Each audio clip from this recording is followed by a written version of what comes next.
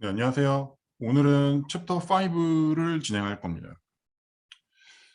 네, 저번 시간까지 파이썬 기초에 대해서 진행을 했었고, 이제부터 본격적으로 실제 데이터 가지고 데이터 분석에 대한 기초를 좀 공부해 볼 거예요. 챕터 6부터는 이제 본격적으로 모형을 나가게 돼가지고, 뭐 선형 회계 모형, 다중 로지스틱 회계 모형, 그리고 나중에는 이제 머신러닝 모형, 딥러닝 모형까지 최대한 많은 것들을 다뤄볼 예정입니다. 네, 본격적으로 시작하겠습니다. 자, 일단은 판다스라는 패키지를 PD로 불러오겠습니다. 그리고 이 데이터도 제가 데이터라고 되어 있는 데이터를 이제 블로그에 공개를 할 건데요. 블로그에 참고를 블로그 와서 다운받으셔가지고 진행하시면 될 것 같아요. 제가 직접 만든 거기 때문에 따로 뭐 어디 공유는 안 해주시면 좋겠고, 특히 상업적 목적으로 제가 그냥 간단하게 만든 겁니다. 간단하게 만들었는데 200개 만들다 보니까 좀 힘들었어요, 나름. 자, 그다음에 어떻게 불러올 거냐면 엑셀로 되어 있는 데이터예요. 엑셀로 되어 있는 데이터인데 이런 식으로 불러올 겁니다. 제가 좀 설명을 좀 더 드릴게요. 당연히 드려야겠죠. 자, 일단은 첫 번째로 할 게 뭐냐면은 받은 데이터를 받은 데이터를 현재 우리가 진행하고 있는 이 파이썬 파일 있죠. 파이썬 파일이 있는 폴더에 같이 저장을 합니다.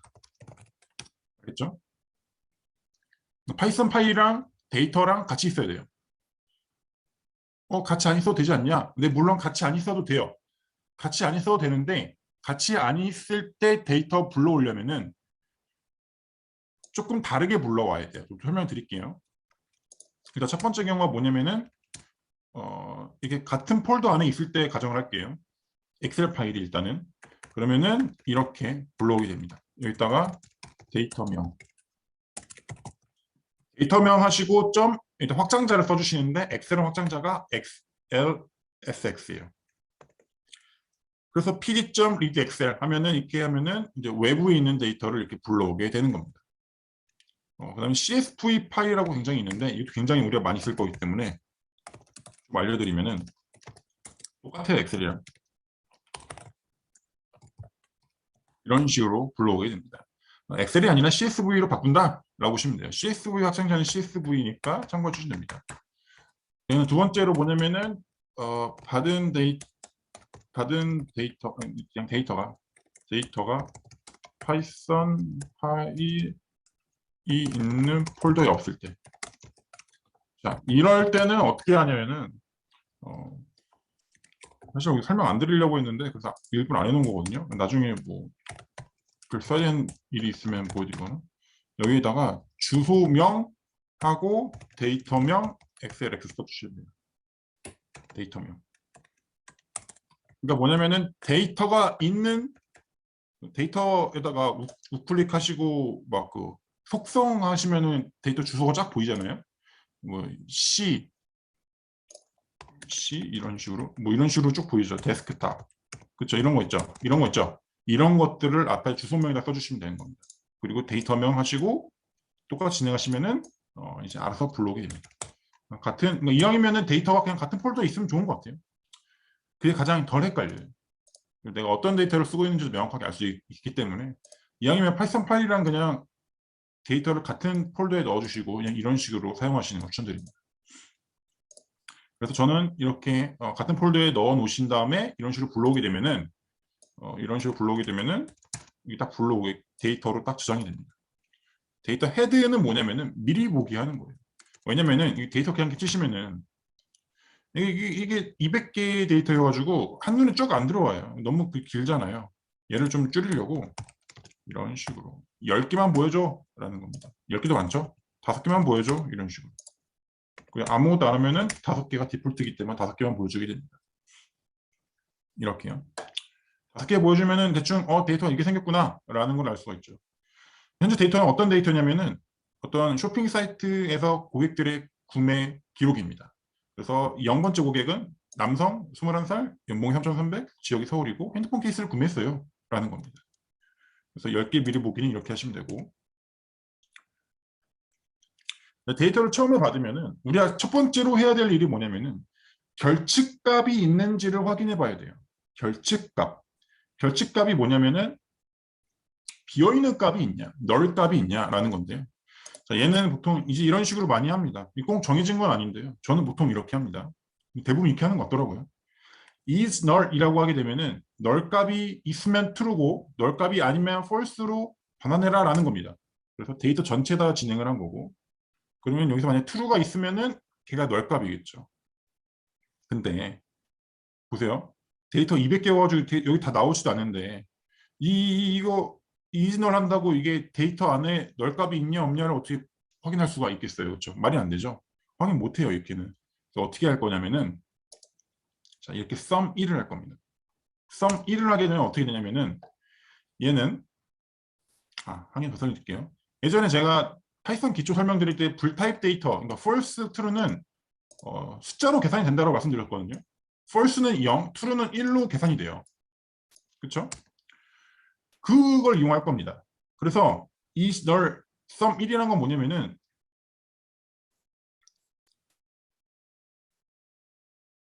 얘가 뭐지? 인덱스 기준으로 다 더하는 걸 의미해요. 데이터 이렇게 총 있잖아요. 이런 식으로 있죠. 0, 1, 2, 3, 4, 194, 195, 160, 196, 197, 198 있죠. 자, sum 1을 하면은 이걸 다 더하는 거예요. 왜 이렇게 되니? 죄송해요. 이렇게. 지금 드래그한 거를 다 더한 셈이 된 겁니다. 성별, 나이, 연봉, 지역, 구매 제품에 대한 데이터를 다 더한 거예요. 여기서 만약에 true가 있으면 얘가 0이 안 되고 1이 되겠죠. 그렇죠? 1이 될 거예요. 이게 다 0인 것 같죠? 사실 다 못 보여요. 그렇죠? 다 못 봐요. 이거 다음번에 볼 수 있는 방법이 있는데 그것도 알려드릴게요. 자, 이번에는 우리가 지금 이제 인덱스 기준으로 했는데 이번에 열 기준으로도 확인할 수가 있어요. sum 1이 아니라 sum 0을 하시면은 축을 다르게 해서 더하는 거예요. 그래서 이 성별에 해당되는 이 false 값을 다 더하는 거죠. 뭐 true가 있을 수도 있겠죠. true가 있으면은 이 성별에 대한 데이터를 다 더했을 때 0이 안 되겠죠. 그렇죠? 0이 되냐 안 되냐 확인하는 거예요. 여기 보시면은 성별 0이 됐죠. 그럼 다 false인 거예요. 다 false. 즉 뭐예요? 널 값이 없는 거죠. 나이, 연봉, 지역, 구매 제품 모두 다 false인 겁니다. 물론 지금은 이렇게 컬럼이 5개밖에 안 되니까 한눈에 보이는데 컬럼이 만약에 200개라면 그럴 수도 있잖아요. 실제 데이터에는. 그럼 역시 구분이 안 되겠죠. 똑같이 방식으로. 그러면은 어떻게 하냐면은 여기다가 sum을 한번 더 해줍니다. 이렇게. 얘는 뭐냐면은 이제 이렇게 데이터가 있으면 보시면은 얘는 사실 이 데이터거든요.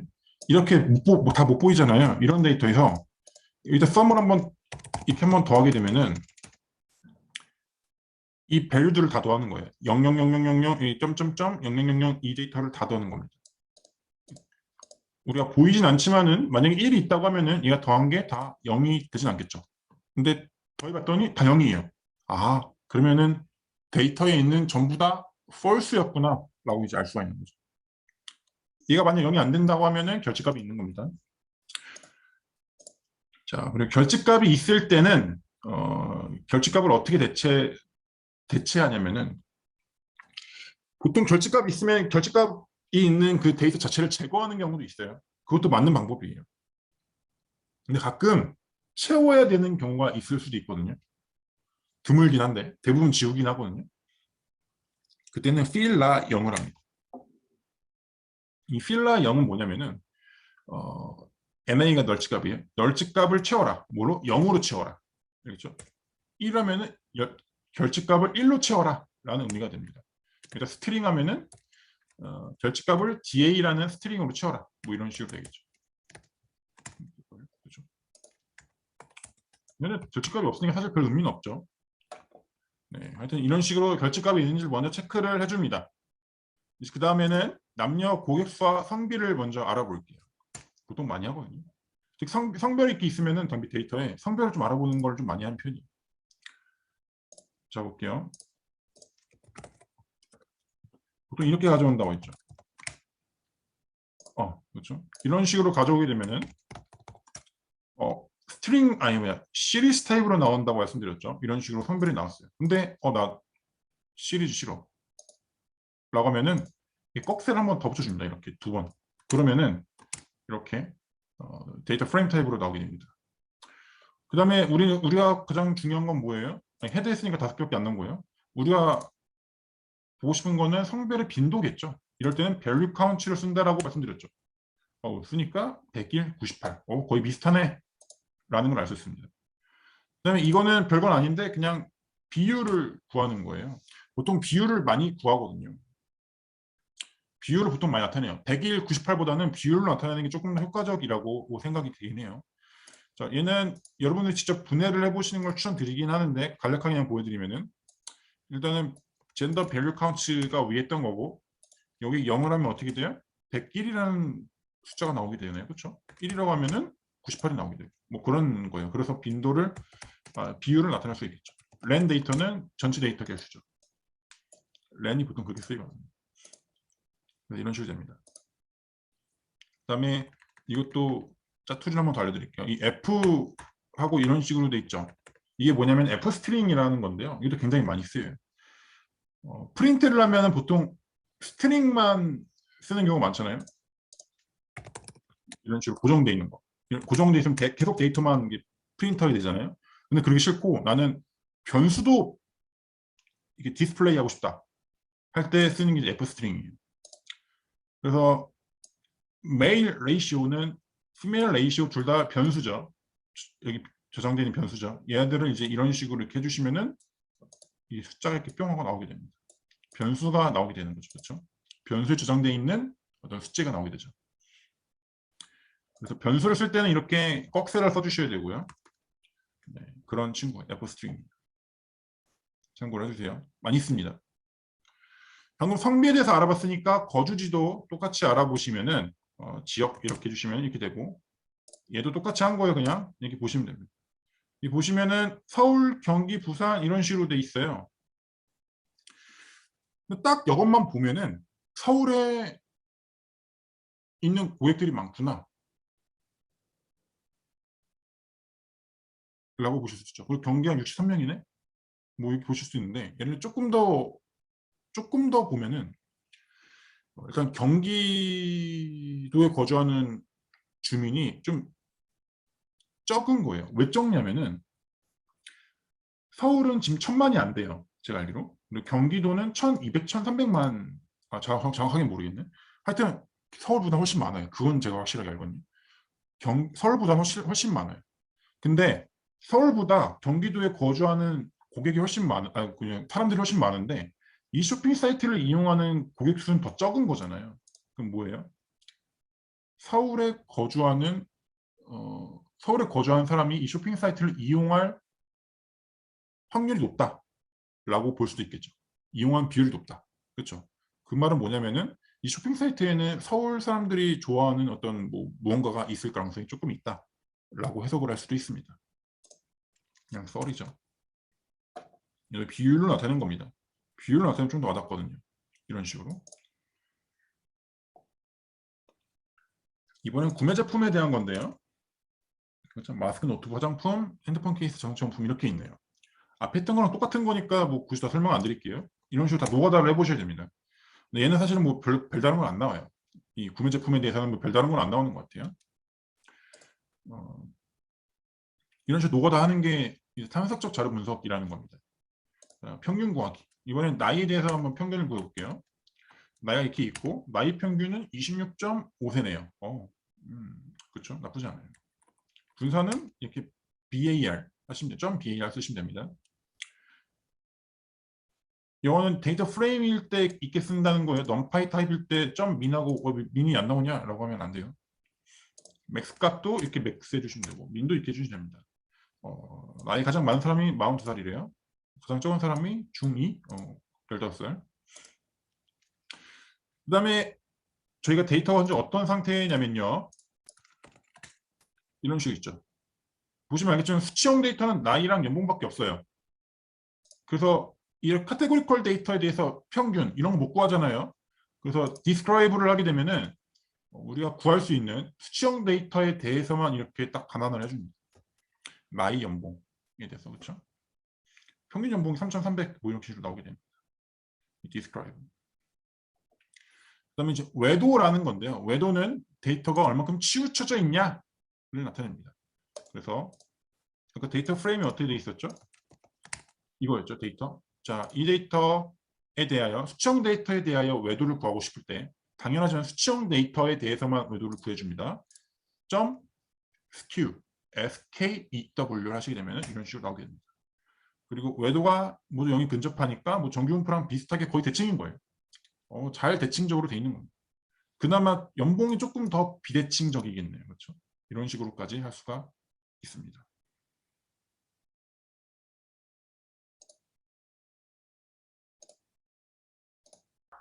그 다음에 첨도 구하기인데요. 첨도는 아까 여기 skew 말고 이번에는 그냥 이거 쓰시면은 첨도가 나옵니다. 첨도는 얼마큼 뾰족한지를 나타내주는 친구였고 기준은 0 기준이래요. 첨도가 0이 근접하면 정규분포랑 비슷하게 뾰족하대요. 생김새가.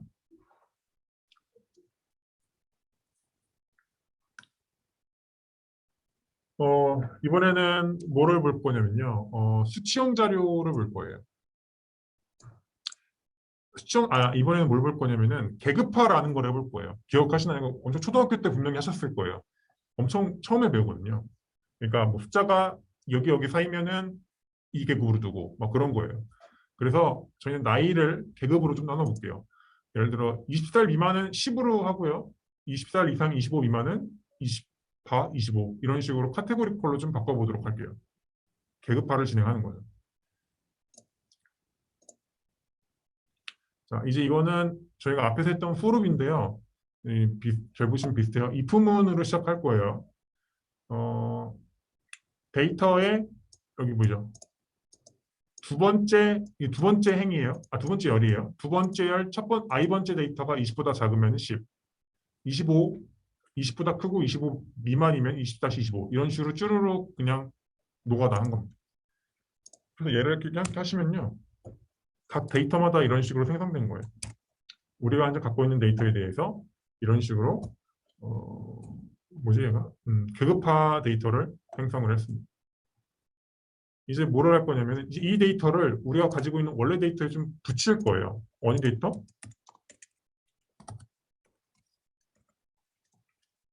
보시면은 이렇게 있잖아요. 여기다가 한 줄 더 추가할 거예요.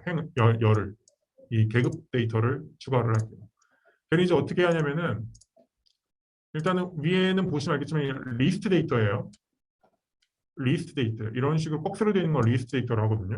얘를 일단 데이터 프레임으로 바꿔줘요.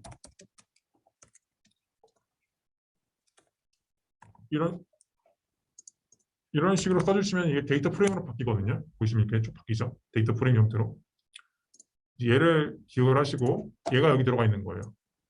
얘랑 PD 데이터 프레임 age. 걔가 age라는 데이터를 데이터 프레임으로 바꾼 거고 그 다음에 데이터는 뭐냐면은 우리가 원래 가지고 있던 데이터예요. 어디 갔니? 제가 여기 있네요. 여기 없네. 이런 식으로 돼 있어요. 이런 식으로 돼 있는데 맨 오른쪽에다가 열 하나 더 추가할 거예요. 그럼 이제 이런 식으로 하시면 돼요. concat이라는 함수를 이용할 겁니다. concat이 뭐 합치다 뭐 그런 뜻일 거예요. 하나 뭐 막히시는 거 있으면 질문 주세요. 빠르다 싶으면. concat 합치다인데 굉장히 많이 있어요. 엑시스 1은 뭐냐면은 제가 말한 것처럼 맨 오른쪽 이 행합치기. 엑시스 0을 하면은 열합치기가 돼요. 맨 아래로 들어가게 돼요. 아시겠죠?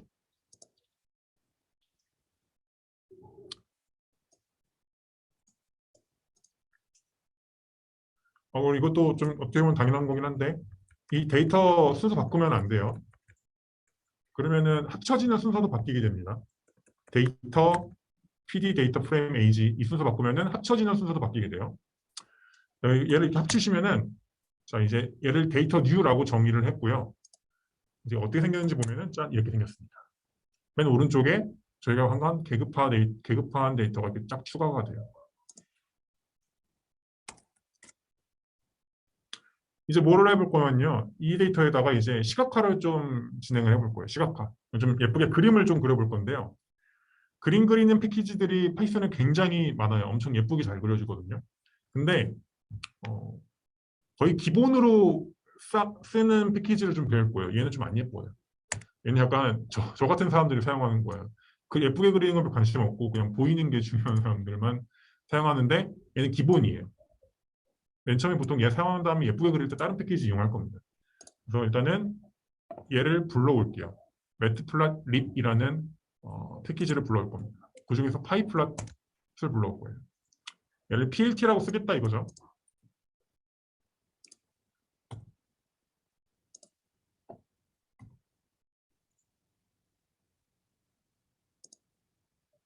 자, 이거 하면 뭐가 나올까요? 성별에 대한 카운트, 성별에 대한 빈도수가 나와요. 아까 했던 거예요.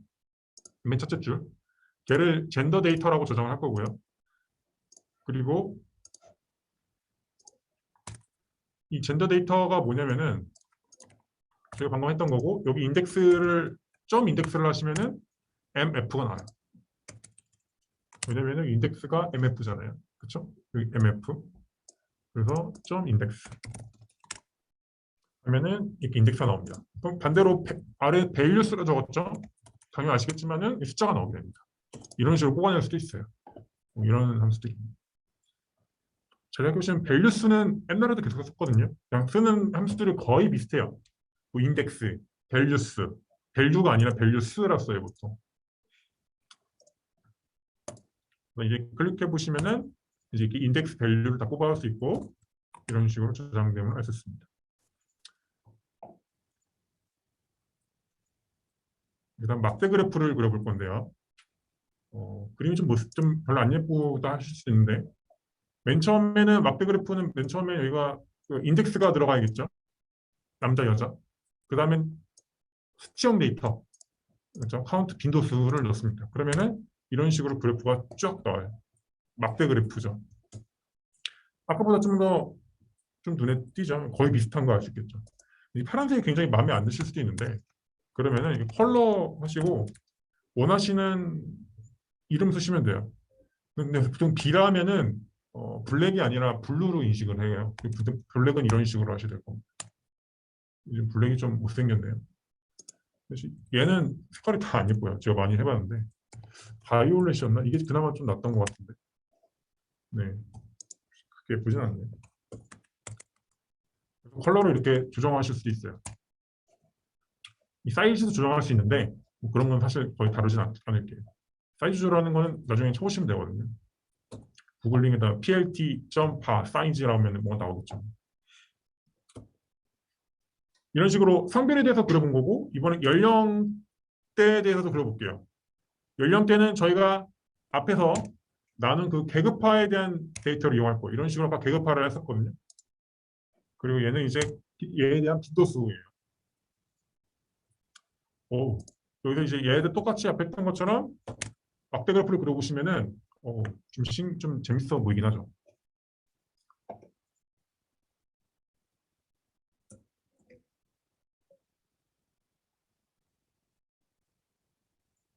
딱 눈에 띄죠. 뭐가 눈에 띄냐면은 제 눈에는 그냥 뭐가 들어오냐면은 20대가 참 많아요. 압도적으로 많아요. 근데 앞에서랑 좀 비교를 해보시면 앞에 서울 사람들이 그렇게 많았거든요. 경기도보다. 그러니까 이 쇼핑 사이트에는 1인 가구들이 좀 좋아할 만한 게 많다는 게 좀 확실해지는 거죠. 점점. 확실히. 그렇죠. 3, 40대들은 굉장히 적죠. 그렇죠. 이런 패턴이 조금씩 보이기 시작하네요. 그래서 이런 식으로 계급화를 하기도 많이 합니다. 좀 더. 계급화를 안 하면 사실 좀 힘들거든요. 왜냐면 이제 연령대 뭐야? 이제 위에서 방금 이렇게 그렸잖아요. 얘를 이제 원그래프로도 그릴 수 있어요. 원그래프. 자, 앞에서 이 에이지 데이터가 뭐였냐면요. 제가 만든 게 이런 데이터였거든요. 시리즈였네요. 시리즈 타입. 그렇죠? 시리즈 타입에다가 플랫하고 파인드 파이 하면은 파이 그래프가 그려지기도 합니다. 앞에서 한 것과 다르게 얘를 바라고 하면 얘도 아마 막대 그래프 그려질 겁니다. 이런 식으로. 그렇죠? 위에서처럼 말고 이런 식으로도 그릴 수가 있어요. 뭐 여러 가지예요. 그래서 원형이 아니라 이거 뭐죠? 원그래프, 파이그래프로 하죠. 파이그래프. 네, 이런 식으로 될 수도 있습니다. 아니면은 이번엔 다시 PLT라는 패키지 이용해서 파이그래프 그리는 방법은 이렇게 그려도 돼요. PLT 파이하고 에이지 데이터, 아까 시리즈 타입 데이터를 넣으시면은 뭔가 무주르륵 생기면서 이런 식으로 쫙 그려져요. 근데 사실 얘가 더 예쁜 것 같아요. 이렇게 여러 가지 방법이 있어요. 둘 중 아무나 한 개 쓰시면 될 것 같아요. 지금 연령대에 대한 거를 좀 봤고요. 이번에 좀 지역에 대한 거를 좀 볼게요. 앞에 했던 거랑 똑같이 진행을 하고요. 앞에 했던 거랑 똑같이 진행하면은 이런 식으로 렉이 뜰 거예요. 렉이 떠야 정상이에요. 이게 뭐가 문제냐면은 제가 이 막대 그래프를 그리는데 여기 아래 얘 이름에다가 한글을 집어넣으려고 해가지고 그런 거예요.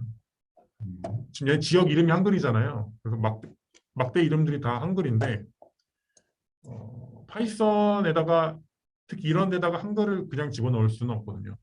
한글 폰트를 따로 까셔야 돼요. 패키지가 따로 있어요. 별로 어렵지는 않은데 제가 그것까지는 따로 하지는 않을 것 같아요. 좀 복잡해요. 어렵진 않은데. 네, 하여튼 그래서 이런 식으로 한글을 넣으려면 이렇게 렉이 떠요. 그럼 어떻게 하냐면 영어로 쓰시면 돼요. 영어로 하면 잘 돌아가니까. 그래서 이런 식으로 그래프들을 그릴 수가 있어요. 막대 그래프 그려오는 걸 좀 본 것 같아요.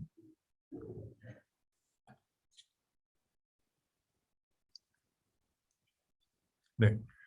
이번에 뭘 볼 거냐면요. 이별령 데이터라고 하는데 뭐냐면은 데이터들 간의 관계를 좀 볼 거예요. 이렇게 데이터가 있으면은 성별이랑 나이, 나이랑 연봉, 연봉이랑 지역 뭐 이런 것들의 관계가 어떻게 되냐라는 건데 얘네들은 뭐를 이용했었냐면은 빅데이터를 실기에서 기억하시면 좋겠지만은 피어슨의 삼각계수라는 게 있었어요. 얘네들이 직선 관계가 있냐를 체크하는 거예요. 정확하게는 직선 관계, 선형 관계. 즉 나이랑 연봉 보시면은 0.039 나왔잖아요. 1에 가까울수록 좋은 거예요. 0.04, 0.4니까 좀 애매해요. 상관관계가 크다라고 볼 수는 없을 것 같아요. 나이랑 연봉은 직선 관계는 아니라 이거죠. 사실 뭐 당연히 직선 관계는 아니죠. 나이가 커질수록 연봉은 계속 커지는 건 아니잖아요. 어느 순간 되니까. 그래서 이제 얘를 이제 3점도로도 좀 그려볼 거예요. 스케일러 플랫인데 좌표 평면에다 그리는 점박이에요. 우리가 원래 가지고 있는 데이터에서 얘가 뭐냐면은 기억하시나 밸류들만 가져오는 거예요. 그러니까 나이들만 가져온 거예요. 사람들의 나이. 그리고 반대로 연봉은 연봉 데이터를 쭉 가져온 거죠. 이 둘의 좌표 평면을 점으로 다 찍을 겁니다. 이런 식으로. 얘를 이제 스케일러 플롯이라고 하는데 함정도는 plt.scalar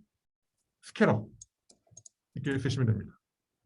그러면은 그리고 x라벨, y라벨은 뭐냐면은 이름이에요. 이름. x축 이름, y축 이름을 써주는 거예요. 그래 보시면은 이런 식으로 나와요. 여기 age x축 이름, 셀러리 y축 이름. 얘들은 이제 직선관, 좌표 평면.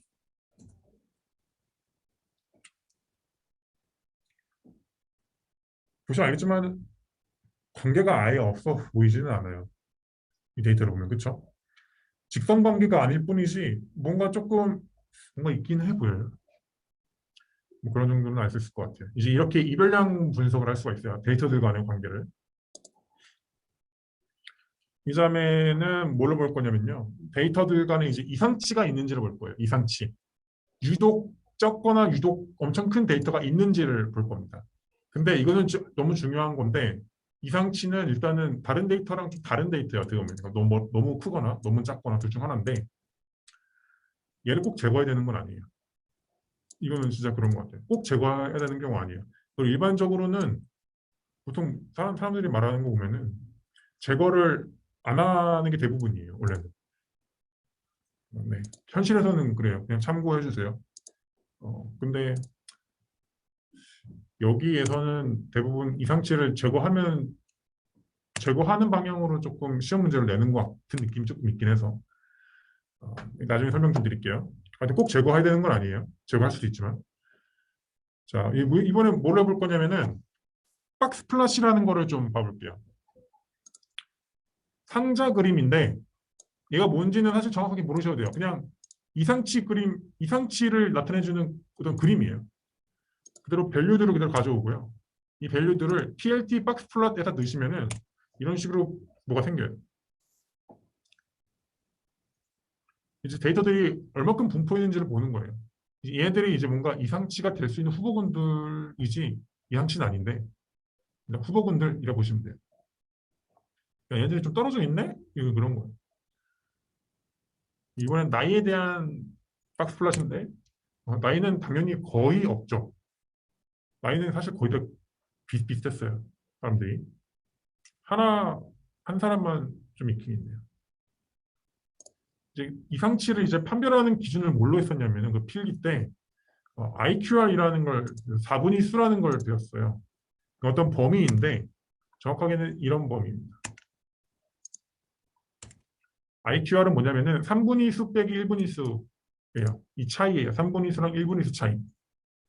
연봉에 대한 이 IQR 밸류를 구해보시면은 1600이 나옵니다.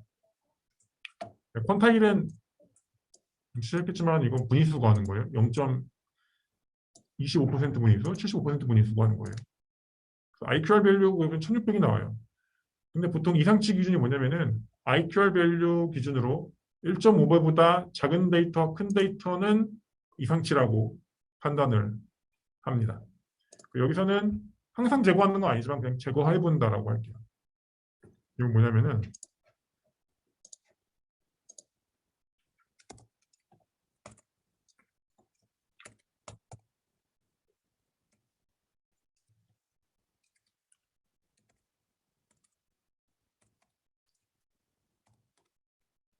네. 이건 그냥 코드 보면 설명드릴게요. 일일이 보여드리려다가 굳이 의미는 없을 것 같아서 지금 뭐 할 거냐면은 이 주석 이 드래그한 부분인데 IQR 1.5배 마이너스보다 크고 IQR 1.5배보다 작은 데이터에 대한 인덱스를 의미해요. 데이터 샐러리가. 이해가시죠? 그 다음에 뒤에 데이터 샐러리하고 이 괄호 쳤잖아요. 그러면 이제 여기 안에 이 드래그 친 부분을 만족하는 데이터 샐러리만 따로 불러오는 겁니다. 이렇게 하면은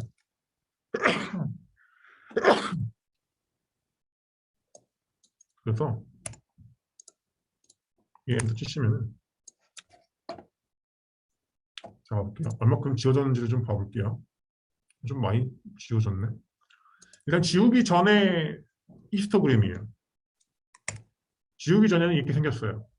연봉 그래프가. 이번에 이상치를 좀 제거했거든요.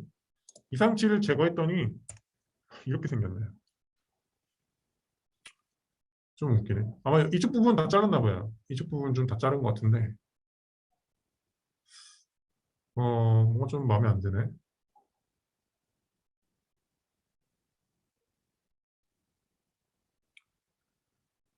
네. IQR이 값이 너무 작게 나왔네. 1.5배면 2,000 몇백밖에 안 되네요. 그렇죠?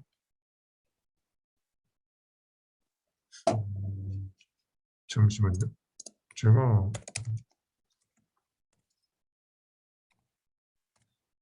기억하기로는 1.5배가 맞는데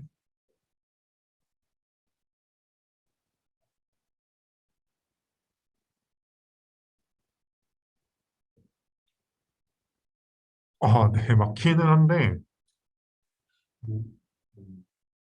아니네요, 아니네요. 75% 지점에서 더해야 되네요. 네네네, 맞아요. 네, 제가 잘못했어요. 뭔가 좀 이상하다 했어요.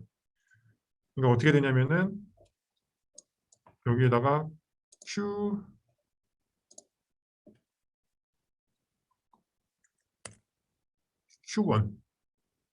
Q1을 빼고 여기에다 Q3를 더하시면 될 것 같아요.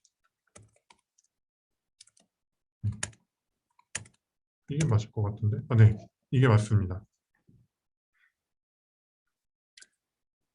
이게 맞죠? 그러니까 1.5배, IQ 1.5배 기준으로 1분위수보다 이만큼 더 적으면은 안 되고 Q3보다 이만큼 더 크면은 안 된다라는 어떤 범위를 설정해 준 거죠.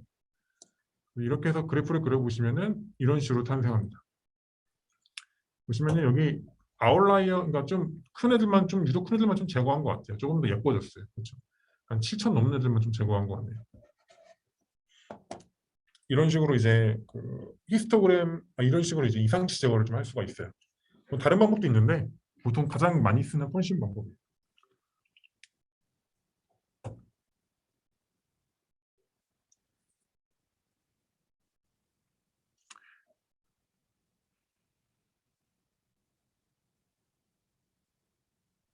네.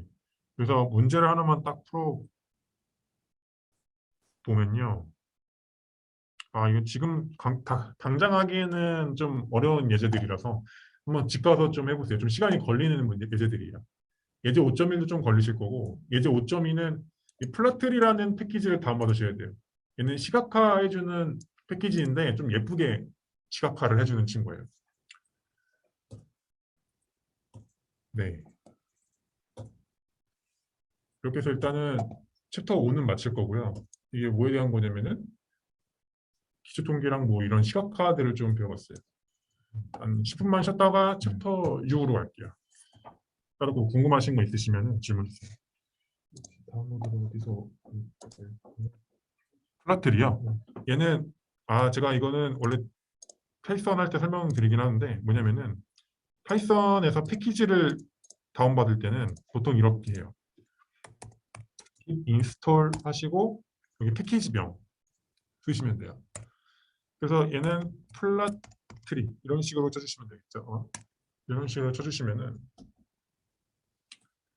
저는 다운로드가 아마 돼 있을 거예요. 저는 됐죠. already satisfied. 저는 이미 다운받아 있어서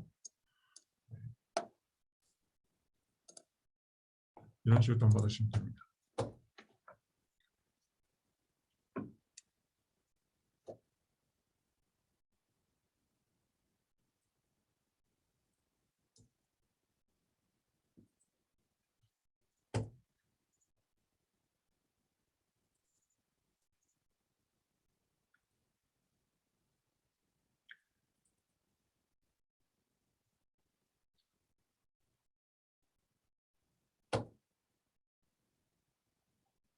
PIP 인스톨.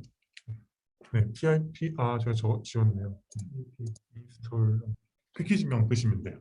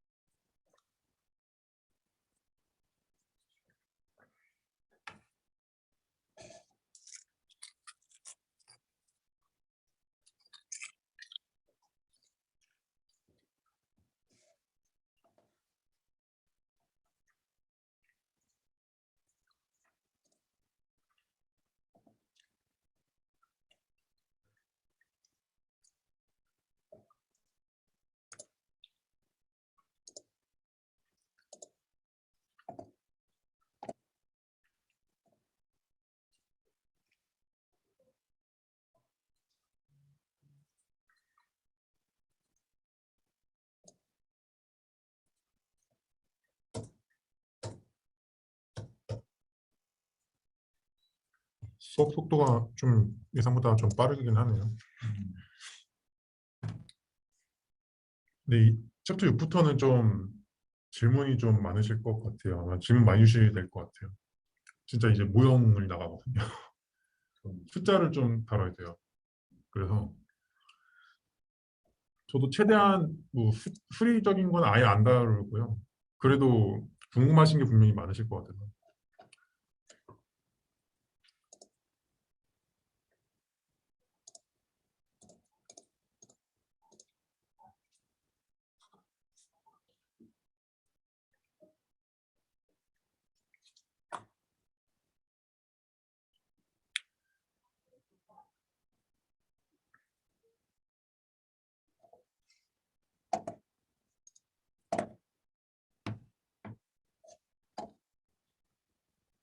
그리고 강의 노트는 챕터 아마 9까지 만들어질 것 같아요. 지금 7 만들고 있거든요. 6은 다 만들었고.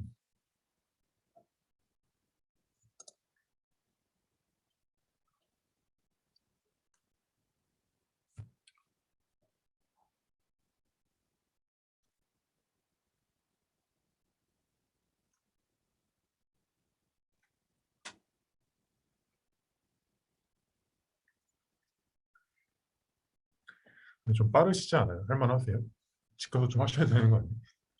아직까지 일단 눈으로 아셔도 보고 충분하세요? 그렇구나. 네. 그럴 상황은 일단 넘어갑니다. 네. 사실은 그쵸. 그게 맞는 거. 나중에 이제 본인이 한번 직접 해보시면 금방 하시니까. 네, 이 챕터부터는 정말 큰일일 것 같네요. 6부터는 이제 본격적으로 시작을 해서 최대한 쉽게 하려고 만들었는데 잘 모르겠네요. 좋습니다.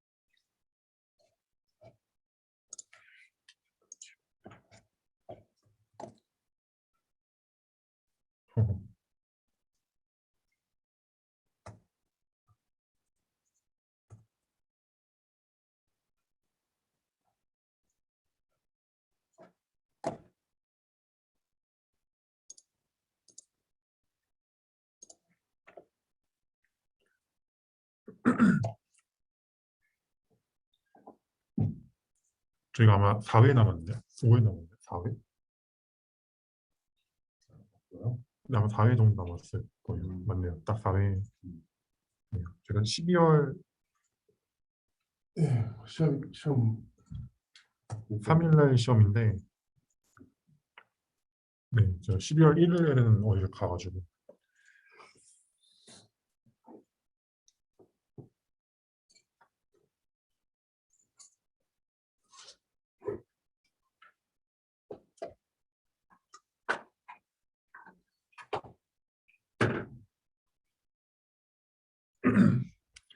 이제부터 아마 조금 어떻게 보면 재밌어지실 수도 있고 조금 힘드실 수도 있어요. 근데 이제 아마 원하시는 걸 거예요. 모형 만드는 거예요. 네, 본격적으로 모형 만듭니다. 제가 앞에는 어떻게 보시면 그냥 기초 통계량들 막 이렇게 하는 거였잖아요. 사실 얘들은 어떻게 보면 제가 중학교, 초등학교 때 배웠던 것들이에요. 이거 그냥 계급화하고 뭐 나누고 그 빈도수 해가지고 그래프하고 그리고 이런 것들 제가 어떻게 보면은 많이 안 해놨, 아니 많이 안 했어요. 원래 엄청 많거든요, 방법들이. 근데 제가 최대한 간단한 것들만 거의 기초만 해드린 거고. 나중에 궁금하시면은 이런 것들 아마 구글에 한번 해보시면은 굉장히 많이 나올 거예요. 탐색적 자료 분석하는 뭐 이런 식으로. 이제 얘는 모형입니다. 제가 챕터 6-1을 좀 볼게요. 제가 뭐를 할 거냐면은 선형회귀 모형이랑 다중회귀 모형이라는 걸 할 거예요. 헷갈리시면 직선이라고 생각하시면 돼요. 데이터들을 잘 설명하는 직선 만드는 게 목적이고요. 제가 데이터를 사용을 할 건데 어떤 데이터를 가져올 거냐면은 보스턴 하우스라는 데이터를 가져올 겁니다. 얘는 살짝 소개만 해드리면은 굉장히 유명한 데이터예요. 엄청 오래된 데이터고 아마 모든 책에서 기본적으로 사용해보는 데이터예요. 다. 얘는 어떠한 요소들 가지고 그 집의 가치를 매기는 데이터입니다. 가치가 매겨져 있는 데이터예요. 이 데이터는 어떻게 가져올 거냐면은 여기 sklearn이라는 패키지가 있어요. 얘는 보통 뭐라 부르냐면은 scikit-learn이라 불러요. scikit-learn이라 부르고요. scikit-learn이라는 패키지에서 데이터셋이라는 어떤 뭔가를 가져올 겁니다. 이런 소리예요. 얘를 이렇게 클릭하시면 가져오고 그리고 dataset.load 보스턴 하시면은 보스턴 하우스 데이터가 다운로드 됩니다. 그래서 아래 여기 보여주나? 안 보여주나? 네. 여기서 이 데이터에 대한 피처 네임. 피처 뭔지 아시죠? 그 피처 네임 보시면은 크라임. 이 범죄가 몇 번 일어났냐 그러는 거고요. ZN 잘 몰라요. 이런 거 잘 모르는데 에이지 있고 뭐 그렇게 있네요. 이거에 대한 거는 제가 아래에 잘 써놨어요. 좀 이따 보여드릴게요. 일단 이렇게.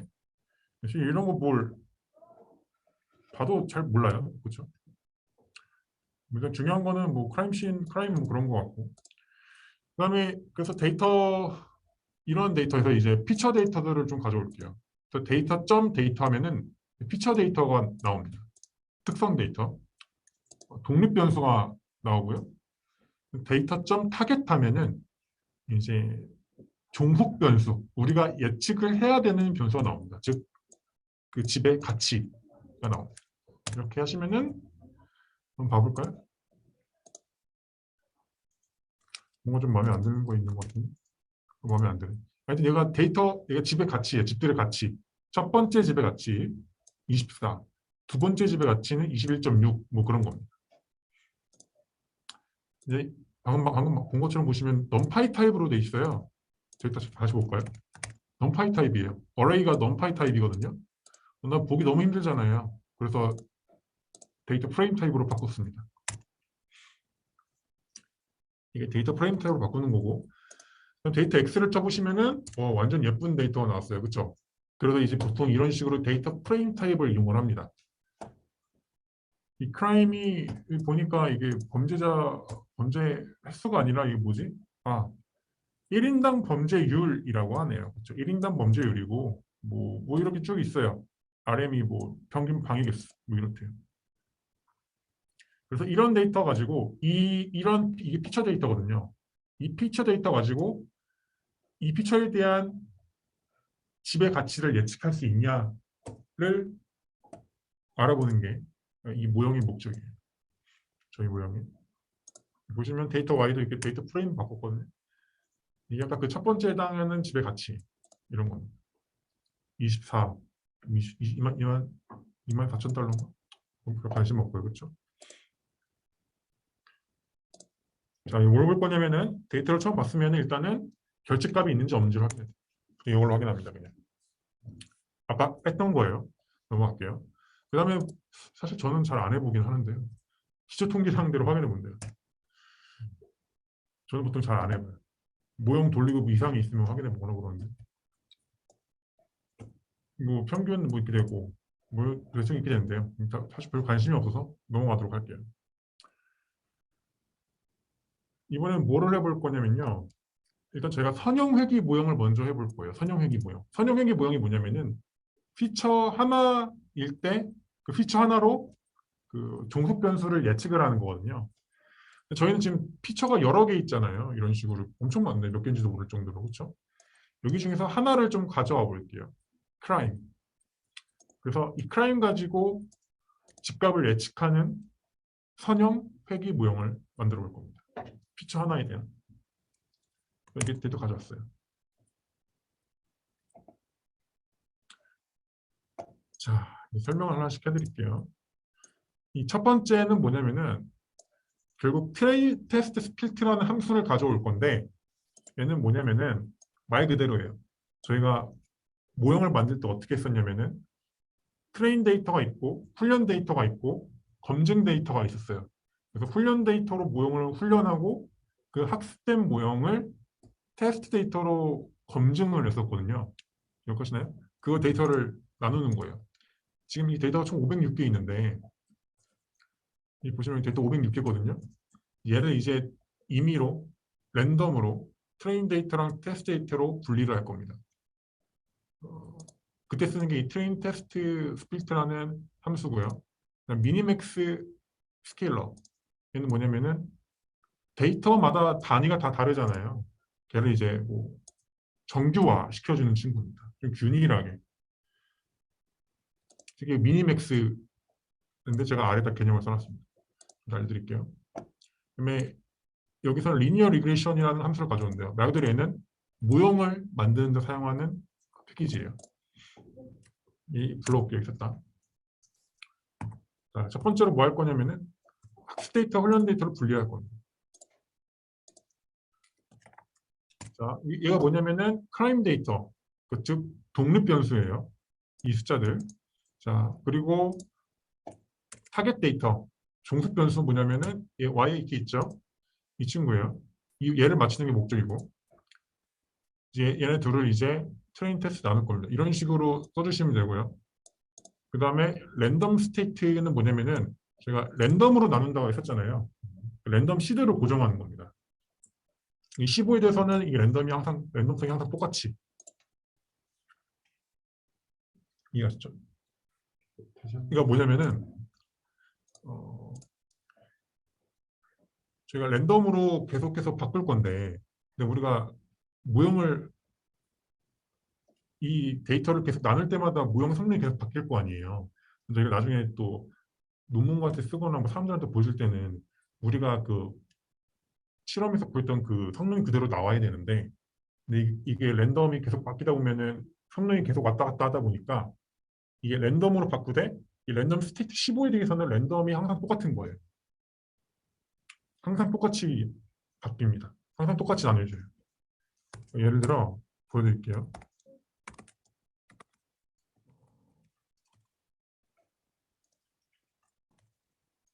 아, 넘파이가 안 했구나.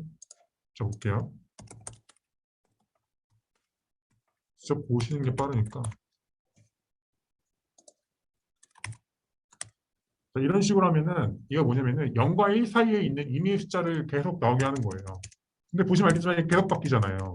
근데 우리가 이거 가지고 모형을 학습할 텐데 그럼 매번 모형을 학습할 때마다 결과가 계속 바뀔 텐데 그러면은 일관성 있는 주장을 하기 너무 힘들어요. 그래서 어떻게 하냐면은 보통 mp 랜덤 seed하고 이런 식으로 해요. 뭐냐면은 seed 2라는 거에 대해서는 이게 항상 똑같이 됩니다. 처음에 랜덤으로 뽑지만은 이게 항상 계속 똑같아요. 이 seed에 대해서는. seed를 만약에 12로 하면은 이 12에 대해서만 이제 똑같은 거예요. 그럼 이제 랜덤이 고정된다 보시면 돼요. 이게 저 실험을 할 때 이제 보통 이런 게 좀 중요해서 랜덤으로 뽑되 일관성 있는 주장하기 위해서 고정시킨다라고 보시면 됩니다. 좀 프리셋 미리 뭔가 설정. 아, 네, 비슷함. 네. 이 랜덤은 그냥 15인 거다. 15에 대한 랜덤인 거예요. 네. 얘는 아니 15에 대한 랜덤인 거예요. 그렇죠. 그래서 얘도 랜덤 스테이트를 이렇게 설정해 주면은 결과물이 항상 똑같습니다. 이렇게 해주면은 항상 똑같습니다. 설정인 거죠, 저게. 네, 설정인 거예요. 이 함수에 대한 이제 그거 한 거죠. 네. 숫자는 뭐 마음대로 쓸 수 있을 테고요. 저 랜덤 스테이트. 그렇죠. 네, 네. 이거 보통은 연도를 많이 쓰는 것 같긴 한데 2022년 뭐 이렇게 사실 상관없습니다. 이렇게 하면은 보시면은 트레인 데이터 379개가 되고 테스트 데이터는 몇 개가 되냐면은 이런 식으로 127개 예쁘게 나뉘죠. 엄청 예쁘게 잘 나뉘어줍니다. 저희가 원래 노가다를 해서 만들어냈을 건데 굉장히 많이 쓰는 패키지예요.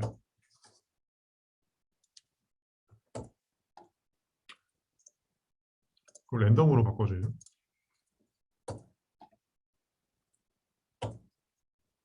이렇게 바꾼 다음에 이번엔 정규화를 할 건데요. 미니맥스를 보통 많이 써요. 이 미니맥스는 어떻게 바꾸는 거냐면은 이 XI가 원래 주어진 데이터예요. 자, 이건 봐볼까요? 트레인 데이터? 트레인 데이터. 좀 헤드로 좀 볼게요. 자, 이렇게 있어요. 이제 얘가 X1, X2, X3, X4, X5 이런 식으로 가는 친구들인 거예요. 근데 여기서 min X1이 뭐냐면 min Xi가 뭐냐면은 얘네들 중에서 이제 미니멈인 거고 X는 뭐냐면 이들 중에서 이제 맥시멈인 겁니다. 이런 식으로 이제 정규화를 해줘요. 데이터를 새롭게 탄생시켜줍니다. 그러면은 단위도 이제 다 공평하게 리셋될 테고 그 얘가 0과 1 사이일 수밖에 없겠죠. 0과 1 사이. 그렇죠. 0과 1 사이일 수밖에 없죠. 0과 1 사이로 이제 데이터들이 다 정규화가 돼요. 얘를 가장 많이 쓰는 것 같아요. 머신러닝, 딥러닝이든 네. 항상 써주셔야 돼요. 안 그러면 결과가 이상하게 나오는 경우가 좀 많아요. 이제 이 정교화해주는 함수인데요. 저희가 아까 패키지를 불러왔어요. 저걸 뭐 그냥 솔직히 이거 이렇게 하는 것보다 원래 더 그냥 이거 본인이 생각해가지고 그냥 노가다 해가지고 하는 게 더 쉬울 수도 있거든요. 근데 저희는 그냥 패키지 이용해 볼게요.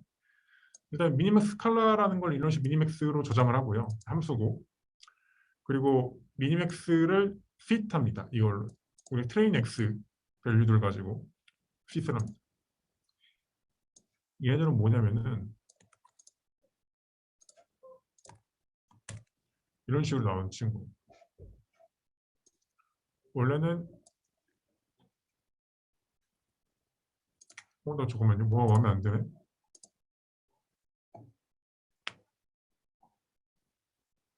아.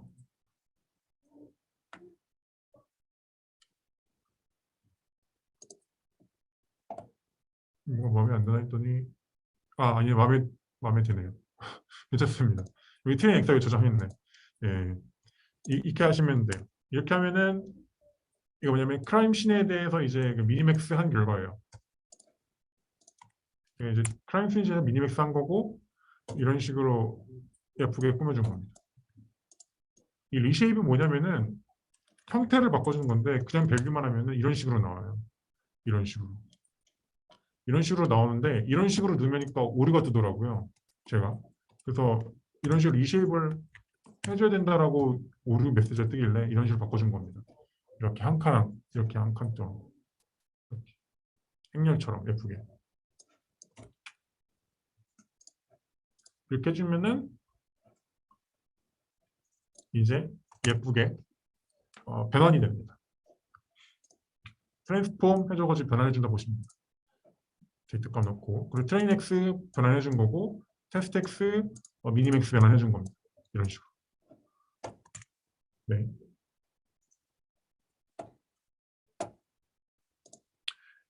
자, 이렇게 해서 정규화를 해준 거고 이번엔 뭐 할 거냐면은 선형 회귀 모형을 적합해 주는 거예요.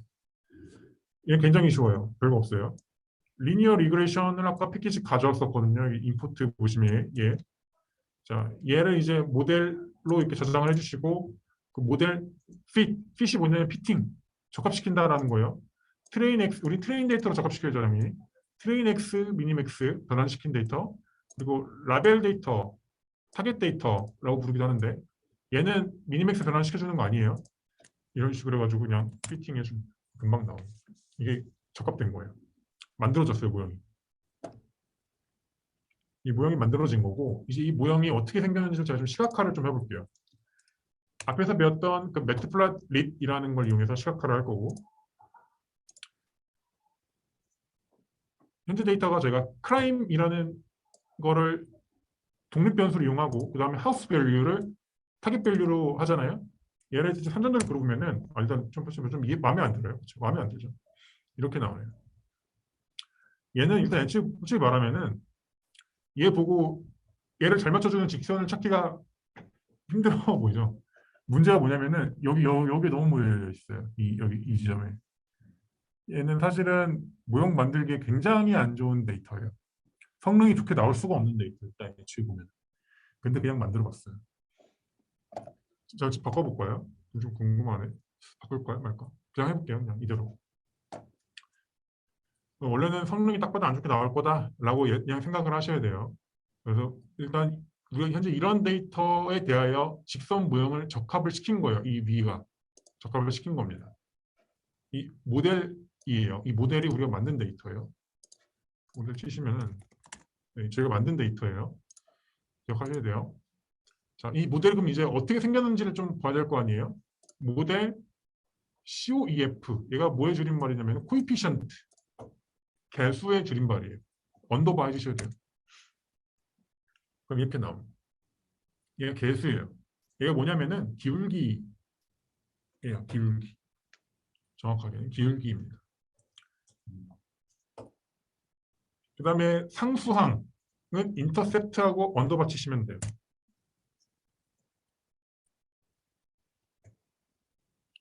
그렇죠? 그래서 우리가 생성한 모형이 뭐냐면 도대체 이 모형인 거예요. 이 직선 모형인 거예요. 저희가 주어진 데이터로 만든 모형이 이 데이터구나 라고 생각해 주시면 돼요. 이제 이 데이터를 이제 이 직선을 이제 한번 시각화를 좀 해드릴게요. 얘는 거의 다 시각화고요. 이것도 한번 굉장히 많이 쓰는 함수긴 한데 한번 쳐보시면은 이런 식으로 생성돼요. i가 0부터 9까지 진행되는 리스트 함수입니다. 이런 식으로 쭉 나오게 돼요. 0부터 9까지 진행되는데 각 0.1을 곱한 거니까 0, 0.1, 0.1, 0.3, 0.4, 0.5 이런 식으로 가겠죠. 얘도 비슷한 식이에요. y도. 그래서 얘들은 이제 직선을 그려보면은 이제 이게 저희가 만든 직선인 거고 얘랑 이제 위에 데이터랑 이제 한번 같이 그려볼게요. 그럼 별로 안 예뻐요. 이렇게 돼요. 애초에 성능이 안 좋을 건 예상했지만은 이 데이터를 가장 잘 설명하는 직선이 이제 이런 식으로 그려진 겁니다. 이해하시죠? 이해하시죠? 딱 봐도 안 좋아 보이긴 하죠. 근데 전혀 설명하고 있지 않은 것 같고.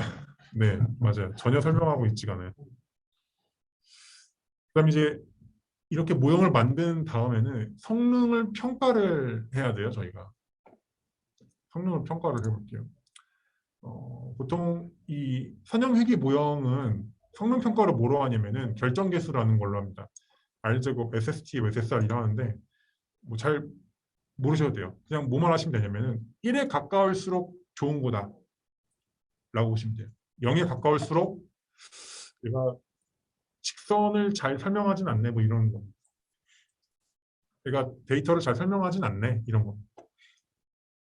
얘는 이제 패키지로 구하시면 되는데 모델점 스코어 하고 여기다가 이제 성능 측정할 데이터를 넣으시면 돼요.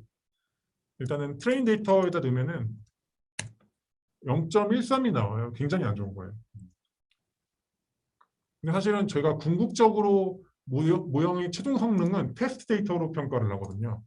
테스트 데이터 넣으면 0.193. 오히려 트레인보다 좀 낫네요. 신기하게 됐어요.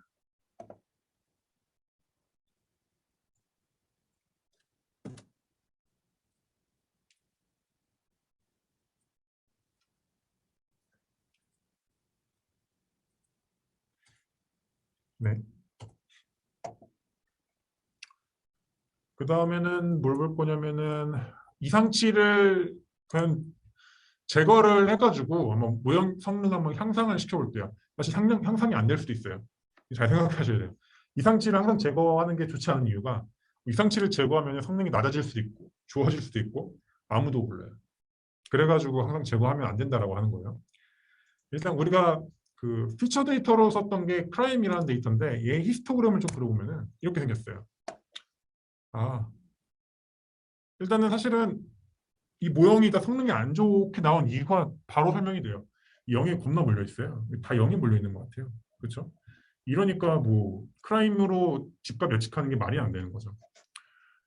하나만 더 해볼까요? 뭘 해볼 거냐면은 타겟 데이터도 좀 보는 게 좋을 것 같은데. 잠시만요. 타겟이 Y였죠? 네, 봐봐요. Y 데이터인데요. 이거 지금 집값 하우스 밸류에 대한 데이터예요. 하우스 밸류는 이렇게 골고루 퍼져 있잖아요. 얘는 이렇게 크라임은 이렇게 0에만 여기에만 몰려 있는데 이 크라임 가지고 이 집값들을 이렇게 골고루 예측하는 게 사실은 불가능하죠. 직선으로는 불가능. 사실 딥러닝으로도 불가능합니다. 이런 데이터 하나만 가지고 예측하는 거는. 그래서 원인을 찾은 것 같아요. 그렇죠? 이 애초에 설명할 수가 없는 연결고리를 찾을 수 없는 데이터들이었어요. 그럼에도 불구하고 이상치를 좀 제거해서 성능을 조금 높여볼게요. 이런 식으로. 이 이상치는 앞에 했던 것처럼 IQR 4분위수를 가지고 할 겁니다. 이렇게요. 그러면 코드를 여기서 좀 수정을 하셔야 되는데 여기 Q3를 더해 주셔야 되고 여기 Q1을 이렇게 해주셔야 돼요. 앞에 했던 거랑 비슷한 오류예요. 이렇게 해서 이상치 제거를 해주시면 됩니다.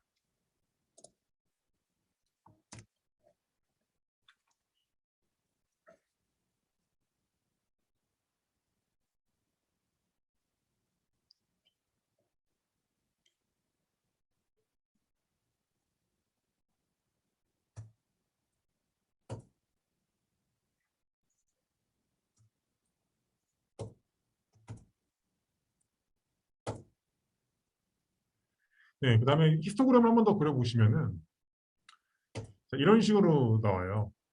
근데 아까랑 거의 비슷하다 보실 수 있는데 아까랑 좀 잘 비교해 보시면은 아까는 진짜 뜨문뜨문했거든요. 근데 이것보다는 확실히 조금 더 조밀해졌죠. 그렇죠? 이상치가 조금 날아간 거예요. 그래서 조금 날아가긴 했구나 라고 조금 생각을 할 수는 있을 것 같아요.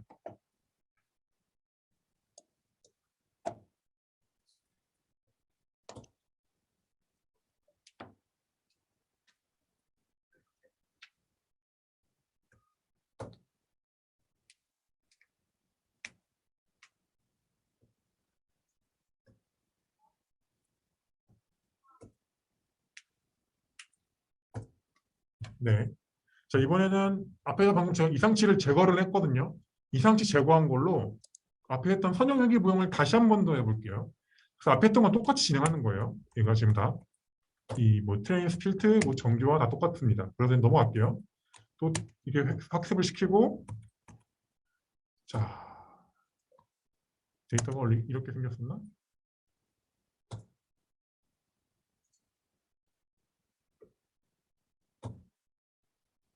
예. 별로 안 좋은 것 같은데. 별로 안 좋아요. 제가 알기로.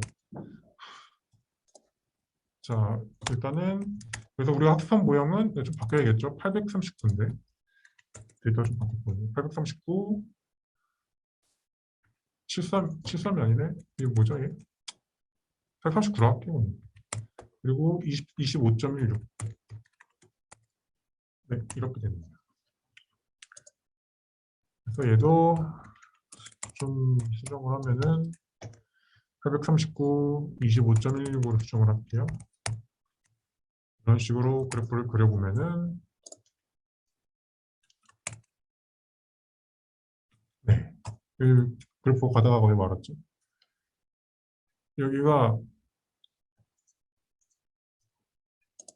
이거 16으로 좀 바꿀게요.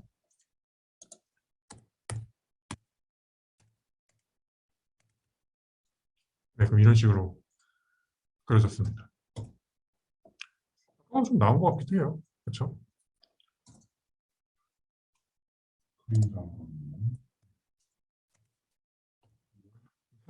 결정계수 더안 좋은 네, 더 안 좋아졌어요.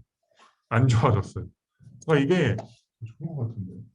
그러게요. 이거 오를 수도 있어요. 제가 뭐 잘못 짤 수도 있는데 오류가 있을 수도 있어요. 이 마이너스 나오네. 뭔가 잘못됐어요. 하여튼 이런 식으로 뭔가 조금 이상치를 제거한다고 꼭 좋은 것만은 아니에요. 그래서 안 좋아질 수도 있고 좋아질 수도 있어가지고 신중하게 판단을 해야 돼요. 이게 산염회귀 모형이에요. 그러니까 1차원적인 우리가 흔히 아는 이렇게 상상할 수 있는 모형이어서 가장 얘를 먼저 배우고요. 이제 그 다음은 다중회귀 모형이에요. 오늘 딱 여기까지만 할게요. 얘가 좀 오래 걸릴 수도 있어요. 얘는 간단하네요. 얘까지만 하고 뭐 끝내는 걸로 하죠. 다중회귀 모형인데 앞이랑 다르게 얘는 이제 이런 식으로 여러 개가 나오는 거예요. 이 피처를 여러 개 쓸 수 있는 거예요. 저희가 앞에서는 이 피처를 하나만 썼잖아요. 크라임이라고. 얘는 이제 여러 개가 되는 거예요. 여러 개가 나오니까 어떻게 보면 더 잘 맞출 수가 있겠죠. 확실히 성능이 훨씬 좋아져요. 그래서 이번에 보시면은 데이터를 크라임만 가져온 게 아니라 다 가져올 거예요. 얘 아까 보시면은 데이터 X가 전부 다거든요. 데이터 X랑 데이터 Y를 넣어가지고 모두 트레인 스플릿을 할게요. 그리고 아마 이거 테스트 사이즈도 바꿀 수가 있어요. 디폴트가 아마 0.7대 0.3일 것 같은데, 그러니까 나누는 비율이 트레인이 70%, 테스트가 30%를 할 텐데, 이 테스트 사이즈 해가지고 저희가 임의로 설정할 수도 있습니다. 이게 뭐 0.8 이렇게 해도 돼요. 아니, 테스트 사이즈 0.8은 안 되죠. 0.2. 테스트 크기가 20% 비율. 뭐 이런 식으로 바꿔도 돼요. 근데 그냥 3으로 할게요. 네, 그러면은 30% 비율로 나오게 됩니다. 한번 써볼까요? 트레인 X 354개죠. 506개 곱하기 0.7 하시면은 354개 나오고, 그렇죠? 그래서 354개 나온 거예요. 70%딱 해가지고 이런 식으로 보통 나눌 수 있습니다. 얘도 똑같이 이렇게 트레인 테스트 나눈 다음에 얘가 뭐죠? 미니맥스. 그러니까 정규화를 시켜주고요. 앞에 했던 거랑 똑같아요. 그 다음에 모형에 적합을 시키면 됩니다. 그대로. 함수 똑같아요. 그냥 리니어 리그레이션 그대로 쓰면 돼요. 앞에 했던 것처럼.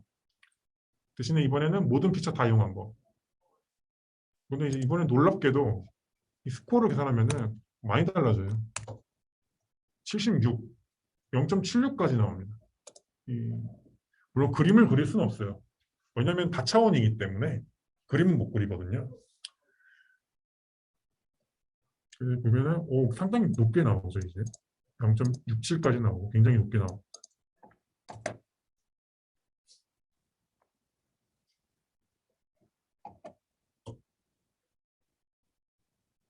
잠시만요.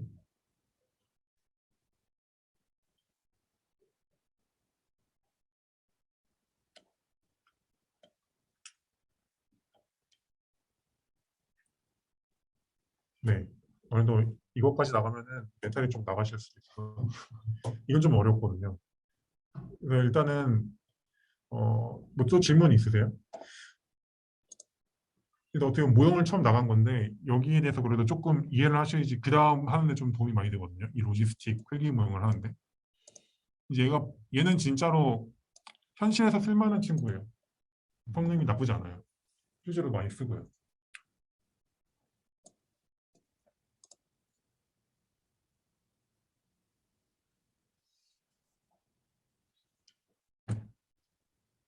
네. 한번 보여드릴까요?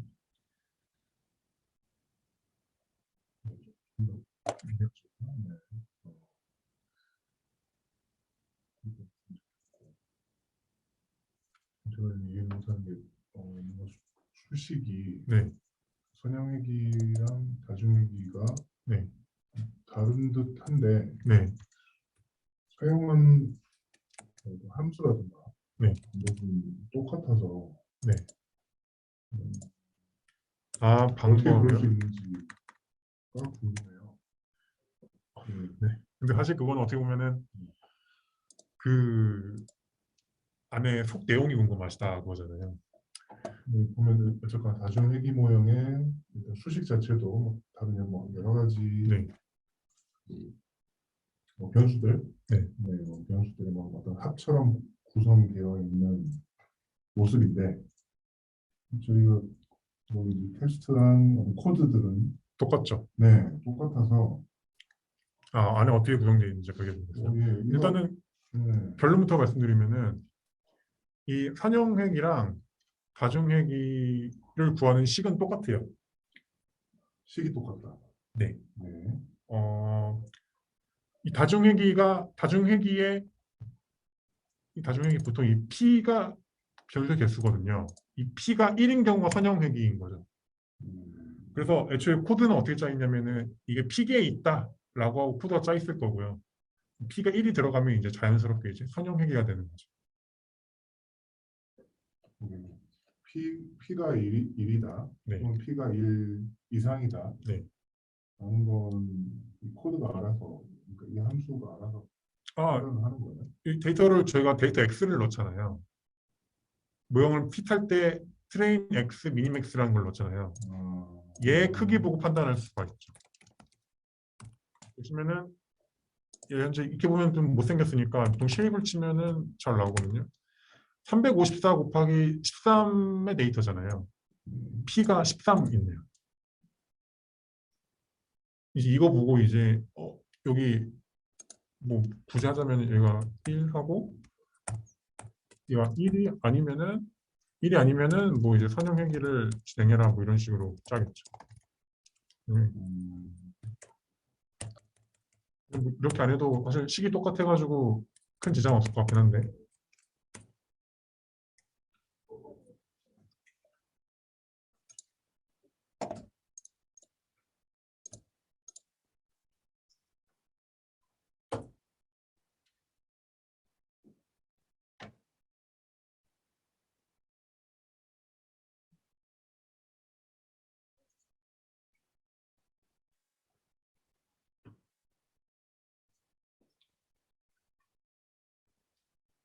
다음 주에는 집에 오시기 전에 한번 집에서 한번 돌려보세요. 이거 회기 뭐예요? 그러네요. 네, 좀 돌려보셔야 될 거예요. 왜냐면은 모형을 처음 배우시는 거다 보니까 네, 좀 생각 많이 해보시는 게 좋을 거예요. 그 다음 넘어가면 이제 본격적으로 갑자기 난이도가 팍 올라가거든요. 이제 솔직히 직선 구하는 거였지만은 나중에 가면 이제 곡선을 구하거든요. 곡선 구하거나 이제 머릿속으로 상상할 수 없는 어떤 무엇인가를 구해요. 그게 문제거든요. 이제 저가 이제 그림으로 못 나타드려요. 이렇게 이 직선 이게 마지막이에요. 이 직선이 아니고 무언가가 있을 거예요. 저도 몰라요. 수십 차원이기 때문에 있는데 없다. 있는데 없다. 뭔가 있을 텐데 네, 상상은 안 되죠.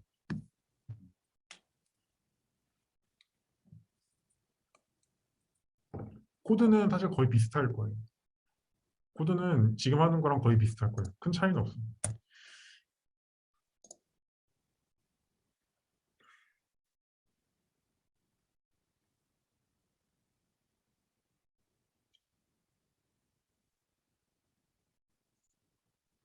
그럼 조금만 봐볼까요?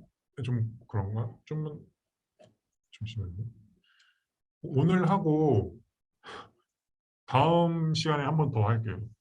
그게 나을 수도 있을 것 같아서 네. 이제는 진짜 관심 있어 하실 만한 거예요. 뭐 할 거냐면요. 분류라는 걸 할 겁니다. 분류. 그러니까 이 데이터가 뭐 남자인지 여자인지를 맞추는 걸 할 거예요. 놀랍게도 저희 실제 데이터를 가지고 다룰 건데 성능은 거의 한 7, 80%가 나올 거예요. 잘 맞추죠. 네. 7, 80%는 잘 맞춘다고 봐야 되는 건가요? 99%. 물론 그렇게 되면 좋은데 아. 나쁘지는 않죠, 사실. 찍으면 50%잖아요, 그래도. 네, 저희 그래서 특히 분류를 좀 배울 건데요. 분류에 대해서 좀 볼 건데 이진 분류 두 가지를 네. 분류하는 거를 좀 볼 겁니다. 이제 확률 모형이 이렇게 돼 있는데 이런 모형을 만드는 게 목표예요. 이해 못하실 수 있는데 일단 간략하게 설명해 드리면은 X가 저희가 관찰한 데이터예요. 저희가 관찰한 데이터가 0인지 1인지를 맞추는 게 가장 큰 목적이에요. 그래서 우리가 관찰하는 데이터가 그러니까 1일 확률을 구해주는 모형을 만드는 게 목표예요. 그래서 만약 얘가 0.1 이 모형을 구했는데 이 모형이 넣었더니 내가 관찰한 데이터를 넣었더니 모형에서 한 0.1이 나왔어요. 그럼 얘가 y가 0이라고 오히려 말해주는 거잖아요. 그런 식으로 분류하겠다 이거예요. 이해하셨어요? y가 1인 걸 찾는 건데 일단 저 1에 가까워야 y다라고 판단을 할 수 있는 건데 이제 x가 주어졌을 때 y가 1일 확률을 반환해주는 모형을 만들 거예요. 네. 근데 저희가 엑셀 관찰을 했어요.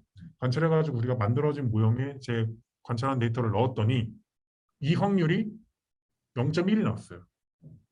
그러면은 내가 관찰한 데이터가 라벨이 1일 확률이 0.1이라는 거잖아요. 그러니까 엄청 낮잖아요. 그러니까 내가 관찰한 데이터는 0일 거다 라고 분류를 하는 거죠. y가 1인 확률이 0.1이기 때문에 네, 매우 네, 낮다는 거죠. 네, 이해, 1일 확률이 낮다는 거죠. 네, 이해가시죠? 그러니까 이게 아닐 거다라는 거죠. 네네, 맞죠. 그래서 이진 분류에만 해당되는 거예요, 어떻게 보면. 그래서 이런 모형을 만드는 게 목적인 거예요. 핵심적인 생각은. 사람들이 그런 목적이에요. 확률을 나타내는 모형을 만드는 거예요. 근데 확률은 잘 생각해 보시면 0과 1 사이에 있잖아요. 제가 아래 써놨고. 그래서 보시면은 저희가 앞에서처럼 확률을 예측하는 모형을 만들 건데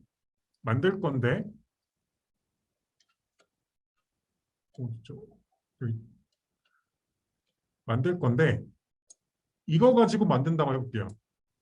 이런 직선 가지고 이런 직선을 가지고 만들었어요. 내가 가진 데이터를 넣었어요. 그럼 얘가 반환하는 게 아까 그 확률값이다 라고 생각하겠다 이거예요. 근데 그렇게 생각을 했더니 무슨 문제가 발생했냐면은 얘는 직선이잖아요. 말 그대로. 직선에 가질 수 있는 값은 -1에서 1. 확률은 0과 1 사이인데 얘는 -1대부터 무한대를 반환해 버리잖아요. 일단 거기부터 말이 안 되는 거예요. 그렇죠? 저희는 확률값을 반환을 해야 되는데 그래서 사람들이 어떻게 했냐면은 제 대신에 저런 직선 대신에 이렇게 생긴 친구를 구해보자 라는 게 이제 핵심적인 아이디어예요. 얘는 0과 1 사이거든요. 얘는 0과 1 사이예요. 내가 가진 데이터를 이 모형에다 넣으면은 얘는 0과 1 사이의 어떤 숫자를 반환해줘요. 이제 그거 가지고 이제 분류를 하겠다는 겁니다. 뭐 여기까지는 괜찮으시죠? 저희 그렇죠? 그 소위 뭐 지수 맞아요. 그래프인 거잖아요. 예, 맞아요. 범위를 갖는 네, 거죠. 맞습니다. 얘가 어떻게 생겼는지 좀 혹시 모르니까 한번 보여드리면은 영국 미스코리. 저런 거 하나 뜨더라고요.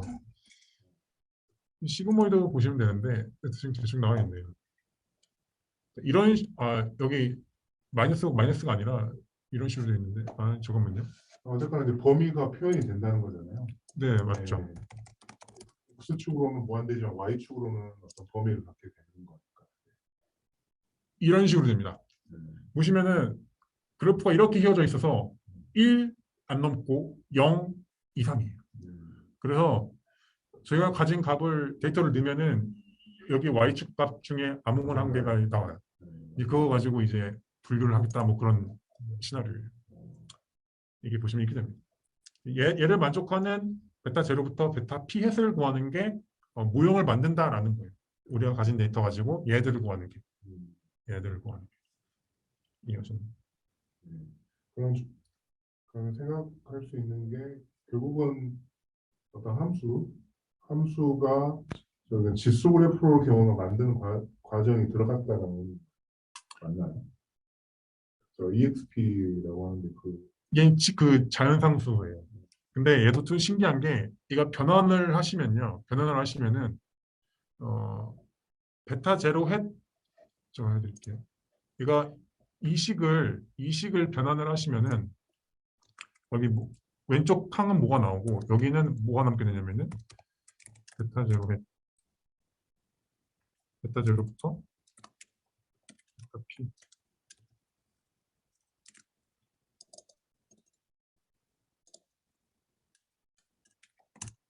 네, 이런 식으로 나오게 돼요. 여기 뭐 어떤 값이 되고 이런 식으로 나오게 되는 선형식을 또 구할 수가 있어요. 예를 통해서 이런 식으로 이거 붙어야 돼요. 제가 그냥 안 쓴 거예요. 다시 설명해 드릴까요? 뭐냐면은 이야말로 로직 펑션일 텐데 자 이것도 좀 신기하긴 해요. 사실은 로직 펑션을 외우고 있지는 않아요. ln 1-x분의 x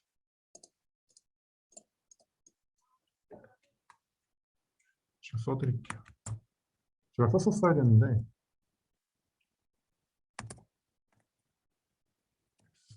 밑에는 수식도 넣을 수 있어요. 네 가능한. 치면 수식화돼요.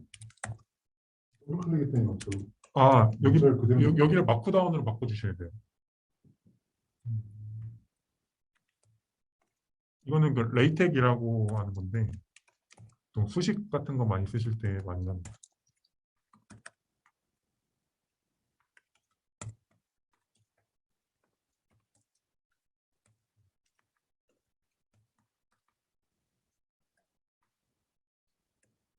이게 아니라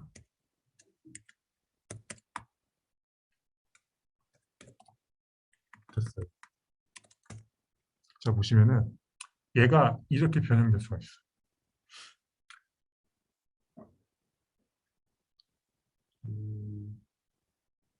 그냥 그냥 뭐 나눠주고 뭐 빼주고 뭐 하다 보면 이런 식으로 되거든요. 엄청 간단하게. 그죠? 막 어렵게 보이진 않잖아요. ln이 로그예요, 로그. 네. 하여튼 이렇게 돼요. 그 과정이 중요한 거 아니고 엄청 간단한데 제가 말하고 싶은 건 뭐냐면은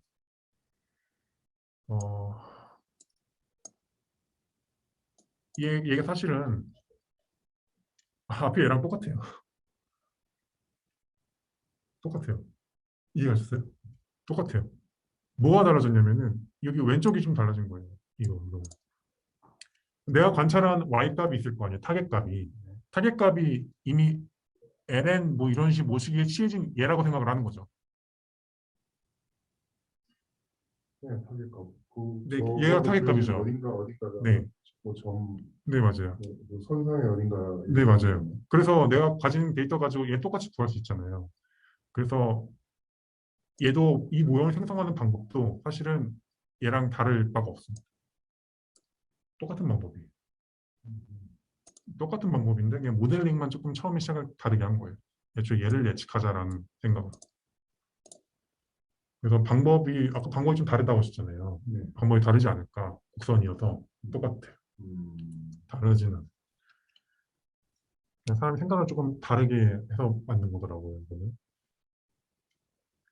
그래서 하여튼 그 곡선을 만드는 게 이 친구의 목표예요. 이번에는 그냥 편하게 보세요. 다음에 한 번 더 해드릴게요. 이번에는 그 분류를 하기 때문에 데이터를 좀 다른 걸 가져왔어요. 얘도 굉장히 유명한 데이터인데요. 브레스트 캔서 데이터라고 유방암 데이터예요. 어떤 데이터 가지고 이 사람이 유방암이다, 아니다를 판별하는 그걸 좀 해볼 거예요. 데이터 불러오는 거는 아까랑 똑같아서 좀 넘어갈게요. 이런 식으로 데이터 불러가지고 데이터 피처 데이터 가져오는 거, 얘는 타겟 데이터 가져오는 거, 그리고 얘도 이제 어레이로 돼 있어가지고 좀 예쁘게 데이터 프레임으로 바꿔준 거예요. 피처가 엄청 많아요. 30개. 솔직히 뭐 이거 스무디니스 이런 거 하나도 몰라요. 저도 몰라요. 알 수가 없죠. 뭐 제가 전문가도 아니고. 넘어갈게요. 타겟에서 0은 음성, 양성 이런 식으로 돼 있고요. 사람들이 많네요. 좀 안타깝긴 한데 양성이 좀 많네요. 아마 일부러 골고루 넣으려고 이렇게 만들었을 텐데. 네. 이번엔 뭐 할 거냐면은 트레인 테스트를 분리를 하고 아까처럼 분리를 하고 각각 데이터가 어떻게 생겼는지 좀 보려고 이 히스토리를 좀 봤어요. 히스토리면은 각각의 피처에 대하여 이런 식으로 다 그려줘요. 피처가 좀 30개였잖아요. 이렇게 그려줘요. 보면은 솔직히 말하면은 이 가운데 이렇게 하나에 몰려있는 친구도 좀 꼴보기 쉽게 생겼잖아요. 이런 애들. 그래도 이상치 제거는 안 해줍니다. 원래 보통 안 해줘요. 해주는 게 좀 이상한 거예요. 근데 이 시험은 좀 해주라고 하는 것 같아서. 그래서 그냥 이대로 계속 진행을 할게요. 똑같이 정규화를 하고요. 모형 학습을 할 건데 조금 다른 함수를 가져와요. 로지스틱 리그레션이라는 함수를 가져와서 똑같아요. 앞에랑 모델 만들고 fit 해가지고 트레인 넣으면은 학습이 돼요. 신기한 건데 이제 저희가 이 모형을 만들었고 저희가 관찰한 데이터를 넣어가지고 과연 잘 예측하는지를 보고 싶잖아요. 이게 프리딕트라는 거예요. 자, 보시면 이제 피처 데이터만 있어요. 그 종속 변수 데이터만, 독립 변수 데이터만 있어요. 얘를 넣었더니 얘를 1이랑 0으로 잘 어떻게 예측하냐 나타내 주는 거예요. 111 양성 음성 양성 이런 식으로 예측을 하네요. 이제 실제 트루 값이랑 비교를 좀 해봐야 될 거 아니에요. 네. 그래서 이 스코어를 하면 이제 트루 값을 비교를 하는 거예요. 보면은 트레인 데이터 기준으로는 97%를 맞추네요. 거의 다 맞추는 거예요. 잘 맞추네. 7, 80%가 아니었네. 이번엔 테스트 데이터예요. 그러니까 모형 학습에 사용하지 않은 데이터를 잘 구별하냐. 95%까지 맞추네요. 주어진 데이터가 있으면은 양성이다 음성이다를 이런 식으로 맞추겠다. 아까 했던 것처럼 확률값으로. 네, 이렇게 로지스틱이 보통 이용이 돼요. 여기서 스코어는 말 그대로 맞춤 개수인 거고요. 보통 테스트 데이터에 대한 정확도가 당연히 조금 떨어져요. 일반적이. 왜냐하면 트레인 데이터에 잘 맞춰지도록 모형이 학습됐기 때문에 또 새로운 데이터는 당연히 조금 덜 맞추긴 합니다. 그래도 잘 맞추죠. 거의 차이가 없네요. 네네. 예를 들어 뭐 딥러닝 같은 걸로 하면요, 얘 다 아마 거의 다 100%될 겁니다. 간단한 모형. 실제로 폐암 걸린 사진, 코로나 걸린 사진, 사람 눈으로 구별 못해도 걔들은 다 구별을 해요. 정확도 거의 100에 가까워요. 그건 제가 직접 해봤었어요. 굉장히 무난하게 잘 구별합니다. 그래서 그런 면에서는 사람의 눈보다는 훨씬 잘 봐요. 얘만 봐도 이 리얼 데이터거든요. 보통 이런 데이터들은 실제 데이터예요. 잘 맞춥니다.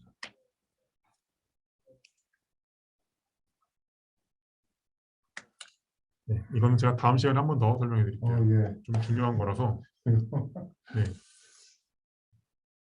고개가 그냥 끄덕끄덕해지긴 하는데 다음 주에 얘기를 들으면 멍할 것 같네요.